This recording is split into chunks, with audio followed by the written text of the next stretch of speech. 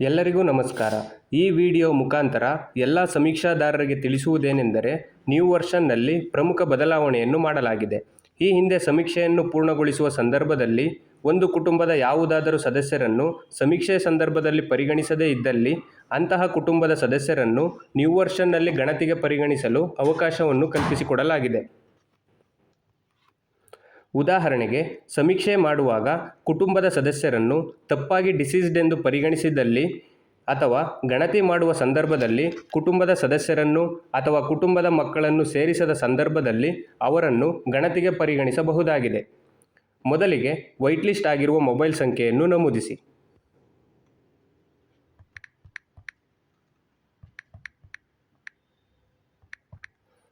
ನಂತರ ಎಂಪಿನ್ ಅನ್ನು ಎಂಟರ್ ಮಾಡಿ.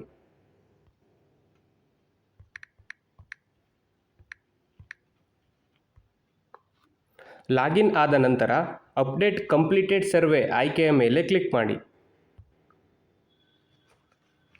ಸೆಲೆಕ್ಟ್ ID ಟೈಪ್ ಮೇಲೆ ಕ್ಲಿಕ್ ಮಾಡಿದಾಗ ತಮಗೆ 3 ಆಯ್ಕೆಗಳು ಪ್ರದರ್ಶನಗೊಳ್ಳುತ್ತವೆ. ಮೊದಲನೆಯದು ಕುಟುಂಬದ ಮೊಬೈಲ್ ಸಂಖ್ಯೆ, ಎರಡನೆಯದು ಅಪ್ಲಿಕೇಶನ್ ID, ಮೂರನೆಯದು ರೇಷನ್ ಕಾರ್ಡ್ ನಂಬರ್. 3ರಲ್ಲಿ ಸೂಕ್ತವಾದುದನ್ನು ಆಯ್ಕೆ ಮಾಡಿಕೊಂಡು ಗಣತಿಯನ್ನು ಪ್ರಾರಂಭಿಸಿ ಪೂರ್ಣಗೊಳಿಸಬೇಕಾಗುತ್ತದೆ. ಒಂದು ವೇಳೆ ರೇಷನ್ ಕಾರ್ಡನ್ನು ಆಯ್ಕೆ ಮಾಡಿಕೊಂಡರೆ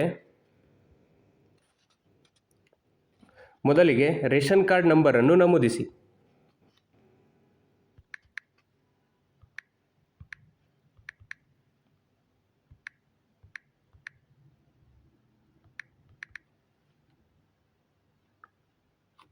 ನಂತರ ಸಬ್ಮಿಟ್ ಮೇಲೆ ಕ್ಲಿಕ್ ಮಾಡಿ. ಸಬ್ಮಿಟ್ ಮಾಡಿದ ನಂತರ ಕುಟುಂಬದ ಸದಸ್ಯರ ಹೆಸರುಗಳು ಪ್ರದರ್ಶನಗೊಳ್ಳುತ್ತದೆ. ತದನಂತರ tap here to update the survey ಮೇಲೆ ಕ್ಲಿಕ್ ಮಾಡಿದಾಗ ಕುಟುಂಬದ ಸದಸ್ಯರ ವಿವರಗಳು ಪ್ರದರ್ಶನಗೊಳ್ಳುತ್ತದೆ. ಈಗಾಗಲೇ ಗಣತಿ ಪೂರ್ಣಗೊಂಡಿರುವ ಸದಸ್ಯರುಗಳನ್ನು ಯಾವುದೇ ರೀತಿಯ ಬದಲಾವಣೆ ಮಾಡಲು ಅವಕಾಶವಿರುವುದಿಲ್ಲ. ನಂತರ ಸದಸ್ಯರನ್ನು ಸೇರಿಸಿ ಮೇಲೆ ಕ್ಲಿಕ್ ಮಾಡಿ. Do you have Aadhaar card ಎಂಬ ಮಾಹಿತಿಯನ್ನು ಕೇಳುತ್ತದೆ. ಗಣತಿಗೆ ಸೇರಿಸುವ ಸದಸ್ಯರ ಬಳಿ ಆಧಾರ್ ಕಾರ್ಡ್ ಇದ್ದಲ್ಲಿ ಎಸ್ ಎಂದು ಆಯ್ಕೆ ಮಾಡಿ. ನಂತರ ಆಧಾರ್ನಂತೆ ವಿವರಗಳನ್ನು ಭರ್ತಿ ಮಾಡಿ.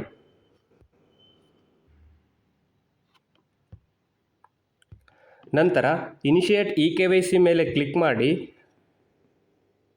ಆಧಾರ್ ಸಂಖ್ಯೆಯನ್ನು ನಮೂದಿಸಿ.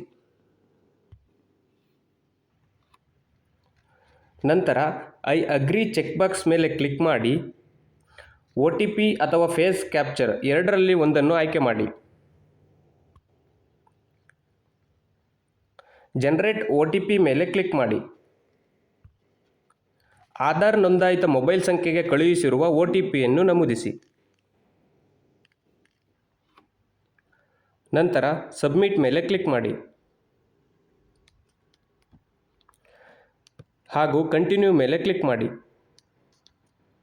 ನಂತರ eKYC ವೆರಿಫೈಡ್ ಸಕ್ಸಸ್ಫುಲಿ ಎಂಬ ಸಂದೇಶವು ಪ್ರದರ್ಶನಗೊಳ್ಳುತ್ತದೆ. ಒಂದು ವೇಳೆ ಆಧಾರ್ ಕಾರ್ಡ್ ಇಲ್ಲದ ಸಂದರ್ಭದಲ್ಲಿ ಸದಸ್ಯರನ್ನು ಸೇರಿಸುವಾಗ ನೋ ಎಂಬ ಆಯ್ಕೆಯನ್ನು ಕ್ಲಿಕ್ ಮಾಡಿ. ನಂತರ ಡೇಟ್ ಆಫ್ ಬರ್ತ್ ಅನ್ನು ನಮೂದಿಸಿ ಕಂಟಿನ್ಯೂ ಮೇಲೆ ಕ್ಲಿಕ್ ಮಾಡಿ.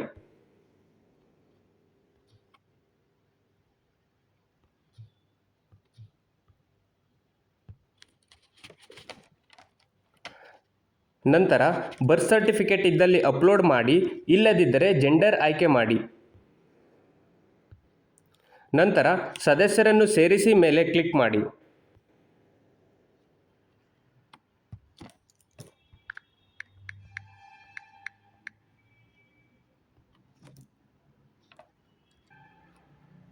ತದನಂತರ ಮುಂದುವರಿಸಿ ಎಂಬ ಆಯ್ಕೆ ಮೇಲೆ ಕ್ಲಿಕ್ ಮಾಡಿ.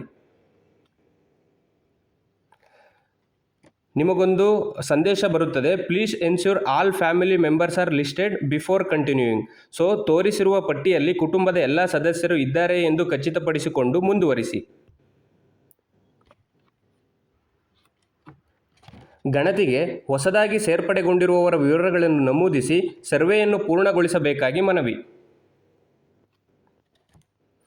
ಧನ್ಯವಾದಗಳು.